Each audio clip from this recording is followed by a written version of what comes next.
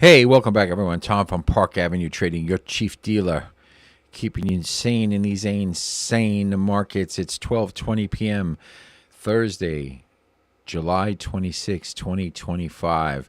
Really late to the party because I have absolutely no clue what's going on, and I was trying to do some analysis, and I'm going to start off with good old sterling yen. Sterling yen is beginning to coil. It could go either way. And I know that doesn't say very much, but like here is the top of the coil right here. Here is the bottom. Let's get a bottom trend line coming in over here. Let's go from this demand point on the 1 hour up to these two demand points right here. So we're sitting in like almost a bullish flag pattern right now. However, the bottom has to hold. I want to take you over to something I've been pointing out that we talked about, all right? The Iran-Israeli conflict way back in the day. We got like a very similar setup. It's amazing. It's almost at the same prices as well. Now, I'm not saying that this is going to occur, but if we notice what happened after the market digested the first Iran-Israel conflict, sterling yen rallied up to 199.81.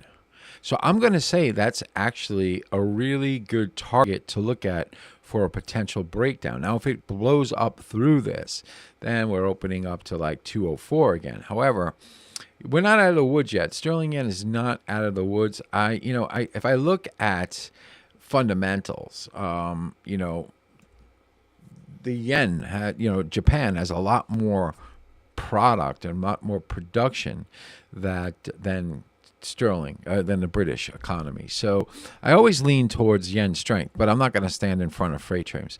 So if I come back over to good old sterling yen right here where we were working, let's change this to a 4-hour chart.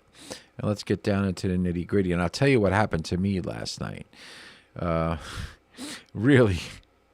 And, for those of you that don't think that those of you that think bad crap only happens to you, it doesn't. It happens to everybody. So I don't mind even talking about it.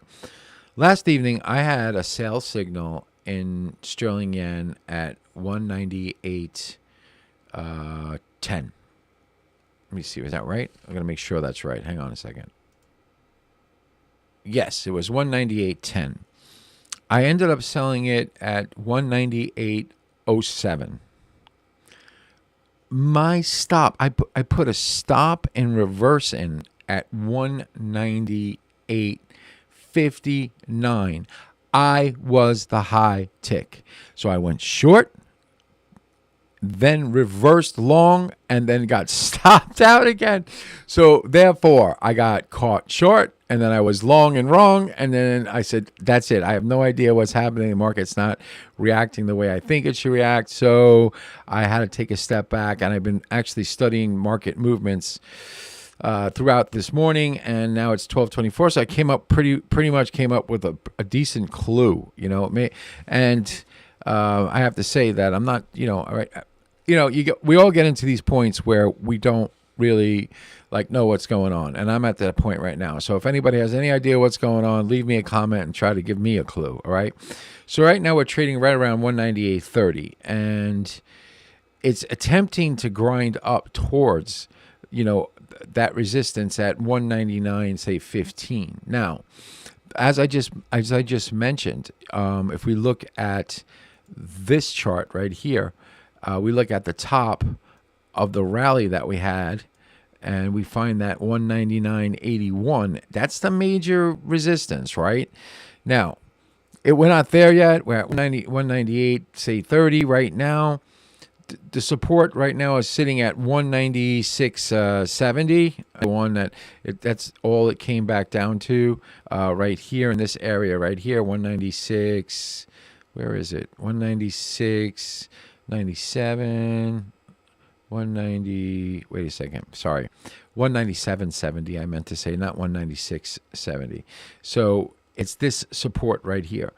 If we can't punch up through this and go higher, and we break this low for today, we're definitely drifting down to like, I think we're drifting down to like 197, say 35. That's what I got going on. I'm not doing anything until I see a breakout upward and it using the old top as support to potentially take us up to 199, say 20. And then there's that monster resistance that I pointed out at 199.80. All right, so let's move over to good old sterling dollar. Cable is on a heater, man. It's like really flying. You know, it's at levels we haven't seen in quite a long time. It's hovering right now at 137.50. You know, it has blown through the key resistance, like right here at 197, 136. 80. Did I say 197? I meant 137.50. Sorry. We blew through that target. If we can get up through, say, 137, if we get up through this top, I think that 138.12, 138.15 is in, you know, play, and it's ultimately the ultimate top here at 139.10. So as it stands right now, cable's got to hold 136. I'm gonna go down. I'm gonna bring this up. I'm gonna bring this one up. I gotta unlock it. That's why it's not letting me do it. I gotta bring this level up to here, 136.95. That's the key level it has to hold on a day. So if you're a sterling dollar bull, if you see a pullback here, I think this would be a good scoop. The stop would have to be probably like 136, 40 or so. But it doesn't even look like it's doing it today. It looks like it's just in a straight kind of bullish mood, bullish run. Let's go over to good old dollar yen. This is the one that's been messing with me. I had a good handle on it last week. This week, not so much. Dollar yen only making the recent high, recently at 144.53. I'll tell you what I did in this one. I got short at 19, 144.19. I reversed at 144.24, and I sold them at 144.45. So I made a little bit of my loss back from my sterling yen. And now I know we're not in this business just to make up losses, but I was happy with it because I just wanted to get a win on the board. You know how it is? Like I needed a win on the board. I got one. So now I can regroup a little bit, think a little bit better, get that psychology out of my head that I need to make all my money back in like one trade. I'm off that right now. So dollar yen's kind of on the ropes a little bit. 144 like 53 has been holding. If you're into SMAs, we cracked below the 50-day smooth moving average, so momentum's fading a little bit in the cross. Supports now sits at 143.70. If it breaks that, we can tumble into the low 143s, potentially 142.95. That's the level I'm looking for.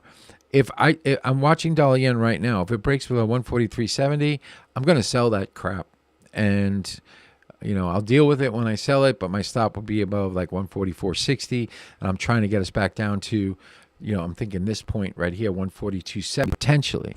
So I'm on the sidelines. I'm really, just watching cautiously. I should have turned around at 42, but yeah, and if should have, could have, would have, but it doesn't play in this game very well. All right, finishing off with euro yen. Right now, the top is at 169.71. What was this level? Said this level had to hold or it was going to break down. Yeah, that was right. I didn't take that trade. Stupid. Didn't take it. I called it and actually got involved in sterling yen. Don't know why, but it came down to what, 167.91 from 169.71. All right, so let me think here. 168, 168 the figure. Okay, hang on. Where are we right now? We're at 169.40. I'm going to move this up. We got to hold. I'm going to go to this low right here. Where are we right here?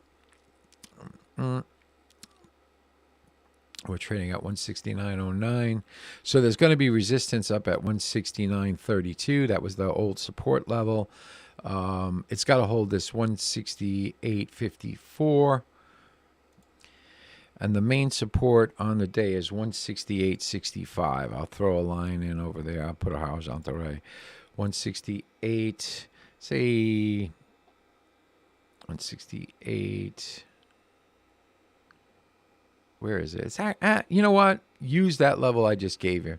The 168.54 is the main level it has to hold.